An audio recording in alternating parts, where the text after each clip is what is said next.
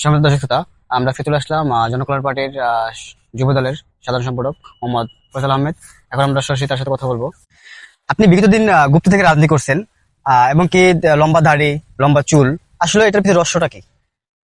আমি এতদিন চুল দাড়ি বড় রাখছি কারণ আমি কৌশল অবলম্বন করছি যেন পুলিশের চোখে না পড়ি, ছাত্রলীগের চোখে না পড়ি। এর জন্য মানে রাজপথে থাকার জন্য আমি কৌশল অবলম্বন করে মানে চলাফেরা করছি।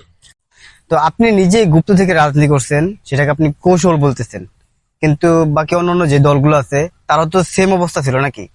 কিন্তু তাদেরকে কেন গুপ্ত বলতেছেন? আমি বেশি কথা কেন, সাংবাদিকের মতন থাকবেন। ওরা তো গুপ্তকে গুপ্ত বলবো না আমরা? তো আপনি তো গুপ্ত ছিলেন, তারপর তো গুপ্ত থেকে রাজনীতি করছেন, তো সেটা কি গুপ্ত না? এটা এটা কিসের গুপ্ত? এটাকে গুপ্ত বলে না, এটাকে বলে রাজনৈতিক দলের জন্য কিছু কাজ করা। তো ওদের তো সেম অবস্থা, ওরা তো সেম একটা কৌশল অবলম্বন করে। আমি আপনি বেশি কথা বলেন, কেমন করো আজ এটা প্রশ্ন কতগুলা করতেছে, জান কেমন করো। তো আপনারা দেখতে পাচ্ছেন বর্তমানে রাজনৈতিক দলের নেতাদের কি অবস্থা। সত্যি কথা যখন গাড়ি আসছে অলরেডি তাদের দেখতে পেলেন আপনারা।